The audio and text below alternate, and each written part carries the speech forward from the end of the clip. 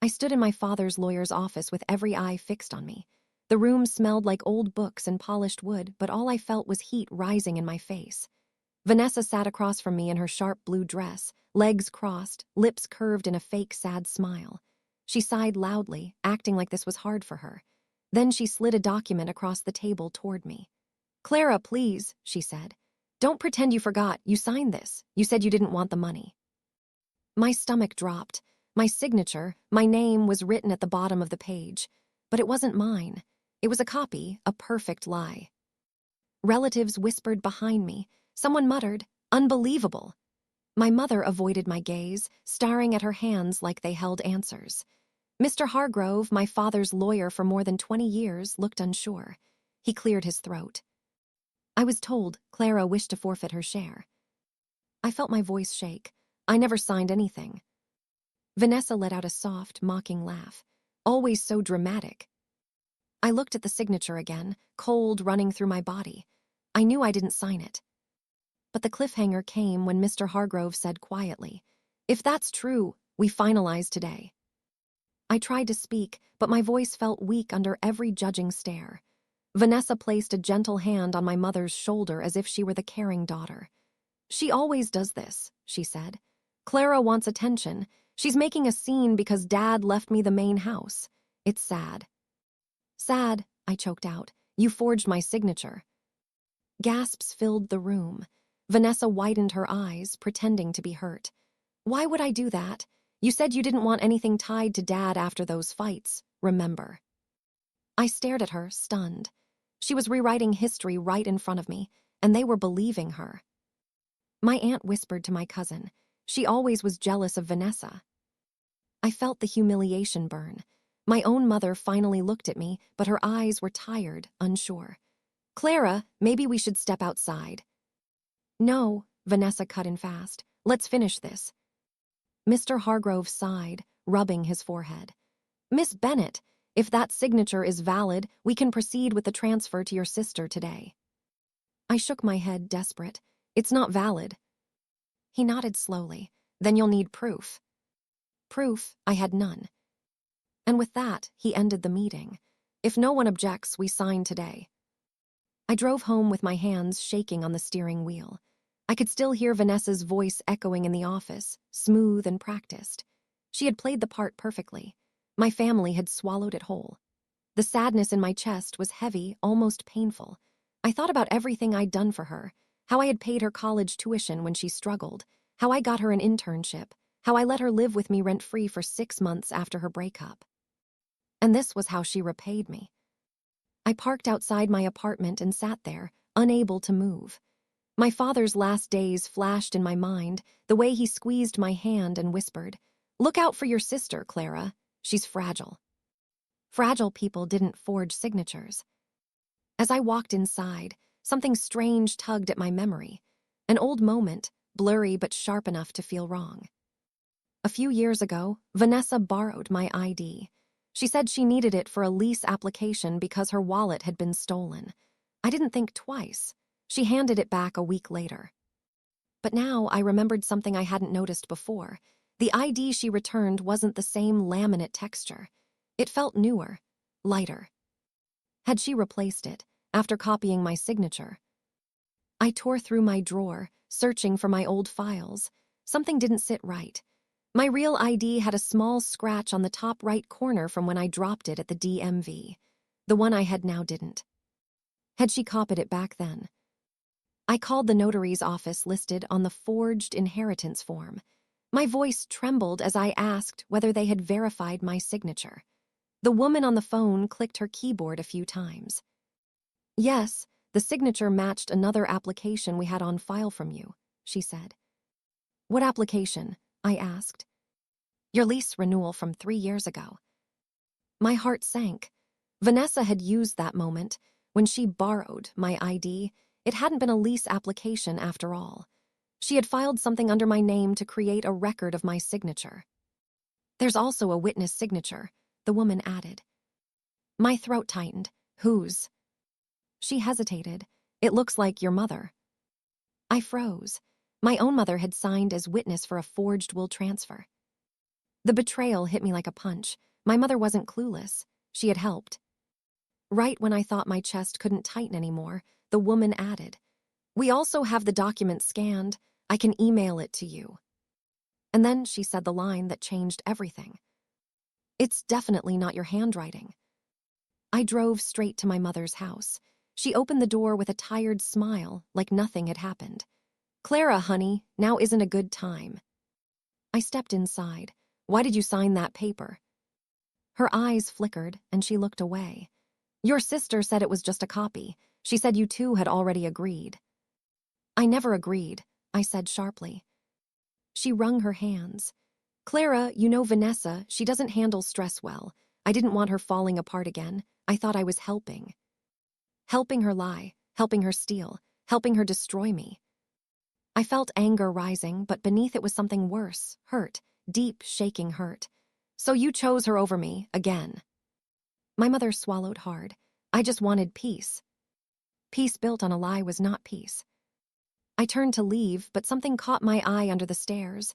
An old brown briefcase, dusty but familiar. My father's. A label on it read, "For my daughters." My mother stiffened. "That's nothing, Clara." But she was too late. I pulled it free, my hands trembling. The lock was old, but it clicked open easily. Inside were papers, photos, and one sealed envelope in my father's handwriting. "If you're reading this, something has gone wrong." My breath caught. My father had known. My hands shook as I opened the letter. My father's handwriting pulled me back in time to the man who always told the truth, even when it hurt. "Clara," the letter began, "if this reaches you, then the inheritance process has gone wrong. I trusted my attorney, Mr. Hargrove, to protect my wishes." My chest tightened. He had known this might happen. He continued, "All signatures tied to this inheritance must be personally verified by my attorney. If anyone tries to bypass him, the process becomes void. The will cannot be executed without his approval." I stared at the words, my heart pounding. The signature Vanessa used had not been verified by Mr. Hargrove. That meant the inheritance was legally frozen. Vanessa's scheme wasn't just wrong. It was invalid. At the bottom of the letter, my father had written another line. "If someone lies, Clara, you must stand with the truth. It will guide you." I folded the letter gently. This was my father speaking from beyond the grave, telling me the one detail Vanessa had never expected, a rule she couldn't twist. As I placed the letter back in the briefcase, I noticed another small envelope, labeled, "Clause Documentation." My breath caught again as I lifted it. This wasn't over. This was the beginning.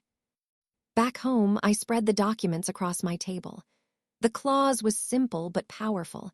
Any signature not personally verified by Mr. Hargrove made the entire inheritance void until verified. No exceptions. No loopholes. I read it again and again, almost afraid to believe it. Vanessa thought she had won. She thought the fake signature and our mother's witness line were enough.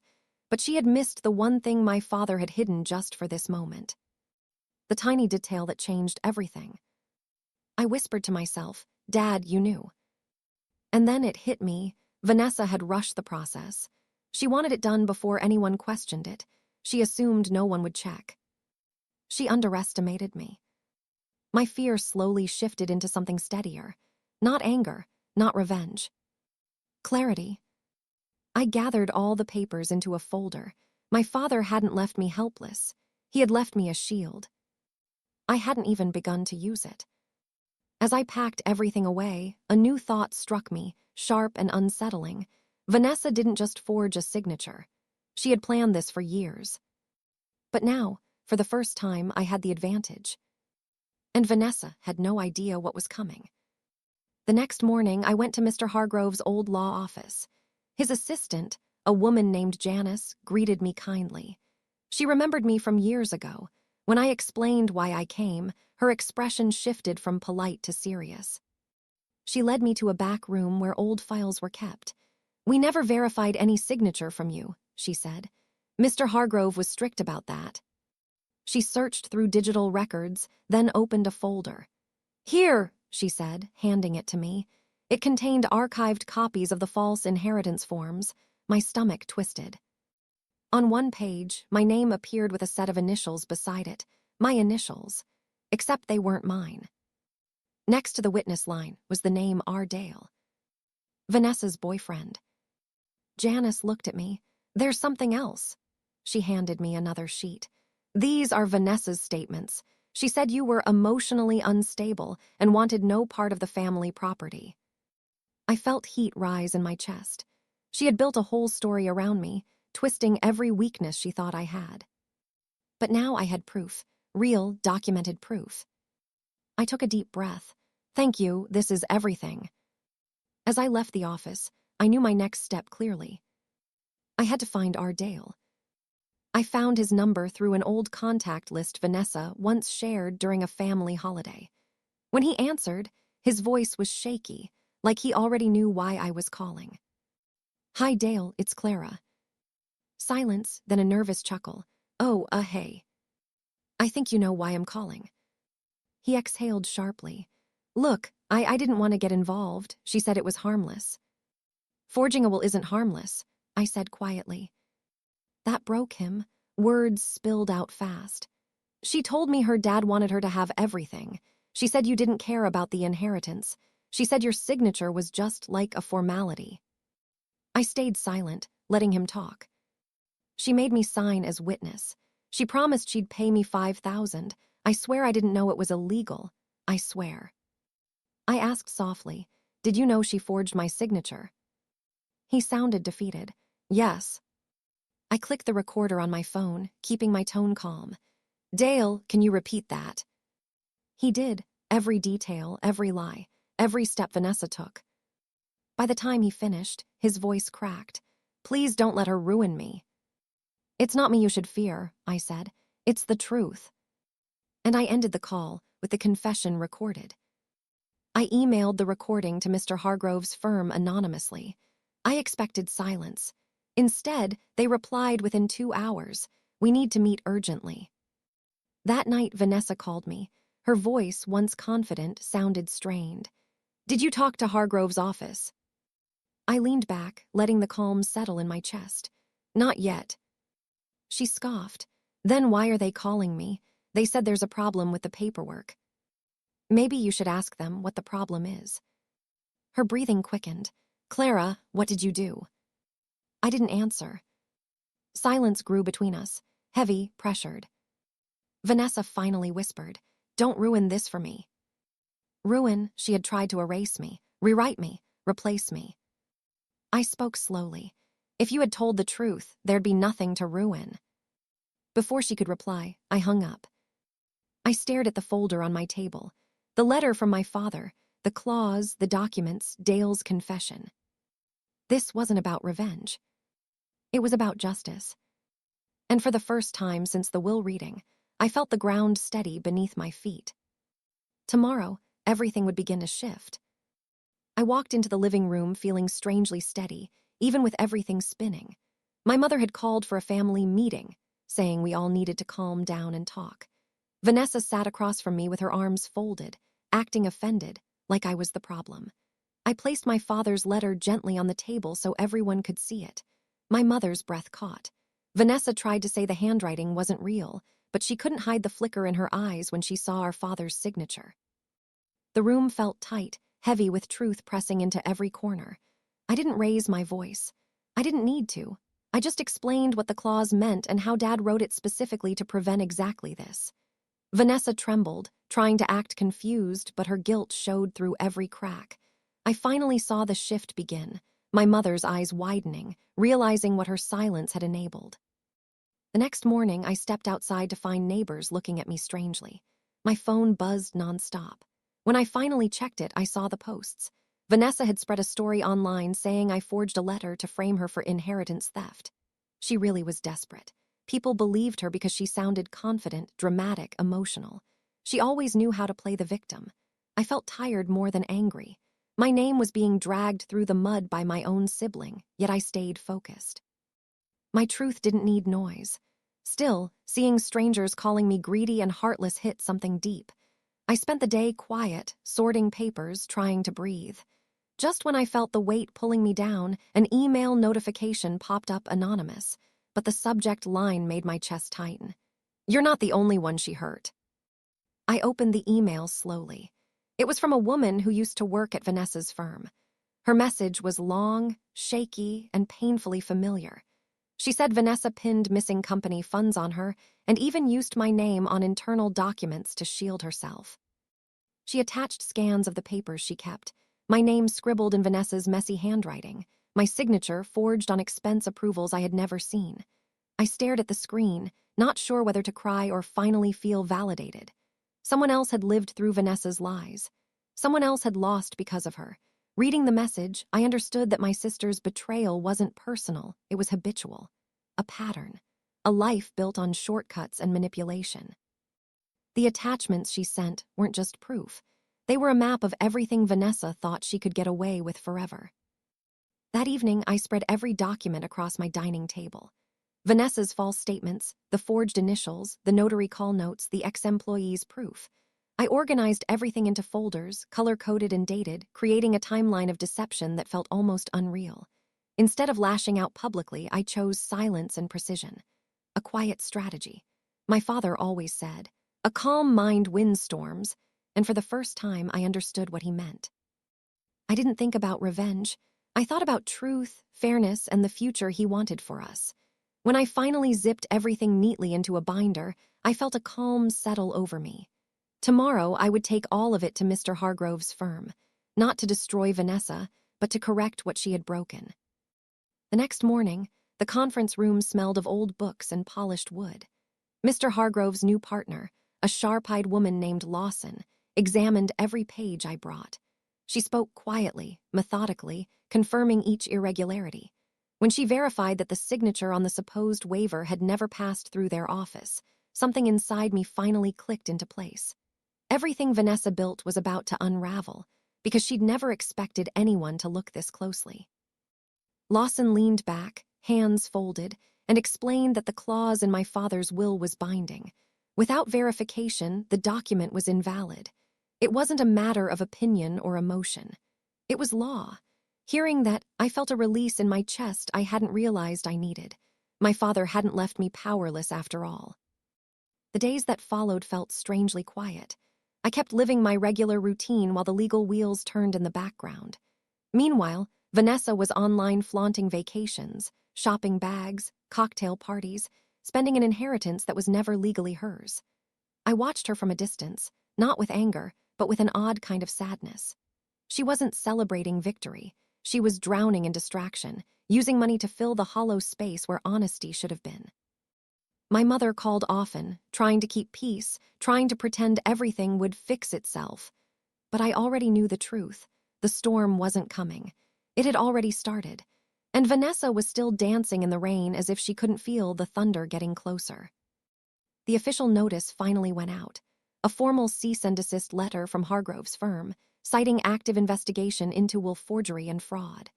Vanessa's accounts were temporarily frozen pending review. I didn't celebrate when I heard the news.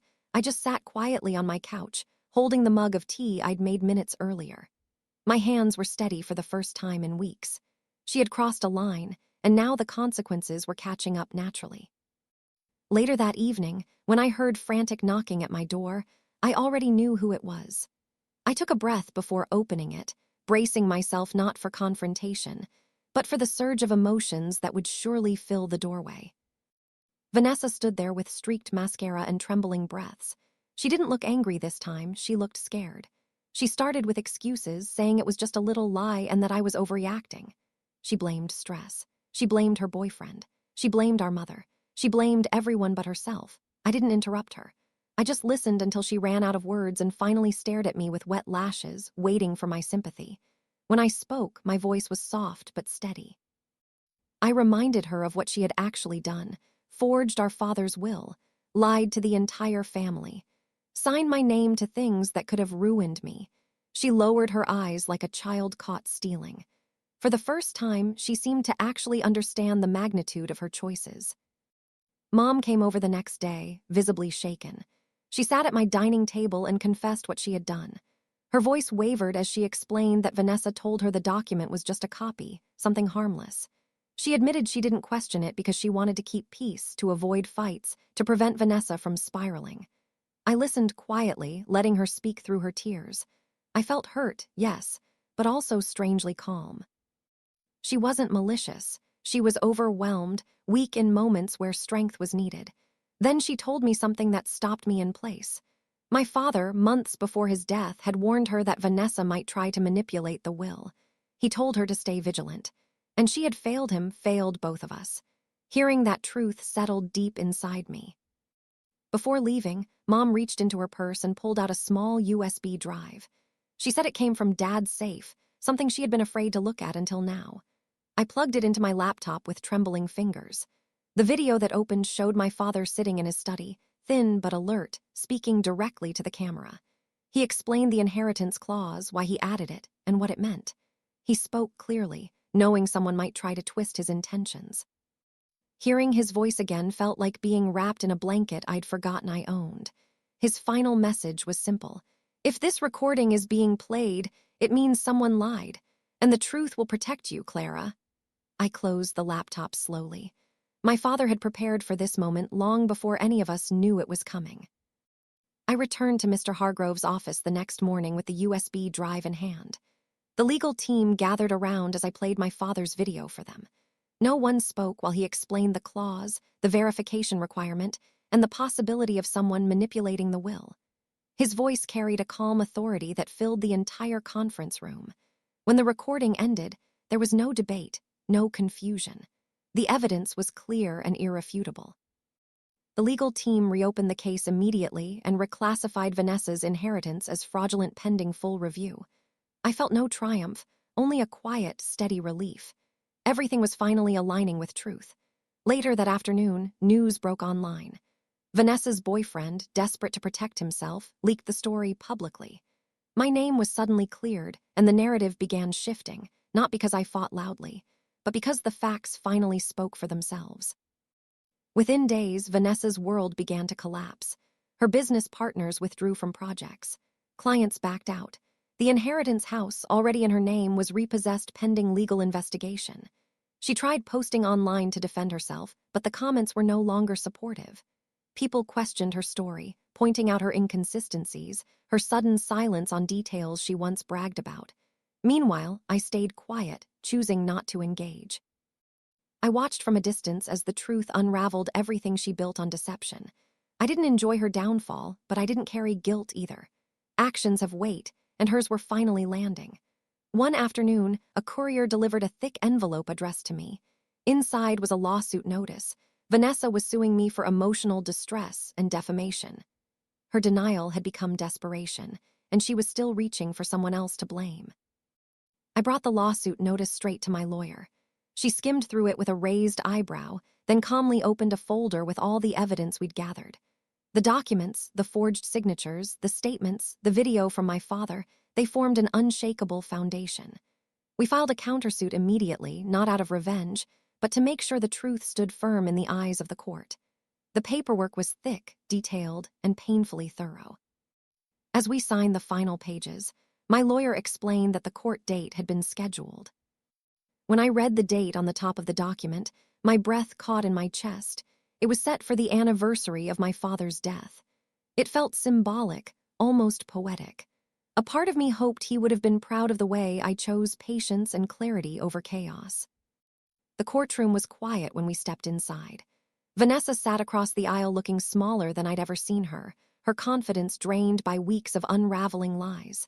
When the judge entered and the hearing began, everything moved with deliberate precision. My lawyer presented each forged document, each verified statement, each timeline. The video of my father played clearly for the entire court, his voice firm and unmistakable. Vanessa's lawyer tried to argue technicalities, but every point collapsed under the weight of evidence. The judge eventually read the inheritance clause aloud, explaining exactly what it meant. The room felt frozen as she detailed each violation. When she finally looked up and addressed me directly, her voice was steady and official. "Miss Bennett, based on the evidence and the legal requirements outlined, you are the rightful heir according to your father's will." The air left my lungs in a long, quiet breath. When we left the courtroom, Vanessa didn't look at me. She walked past with her eyes fixed on the floor, the weight of her choices finally settling on her shoulders. I didn't feel the urge to gloat or celebrate. Instead, I stepped outside into the sunlight and let the moment wash over me. My father's words echoed softly in my memory, reminding me of the values he raised me with. The inheritance would help rebuild parts of my life, yes, but it wasn't the victory.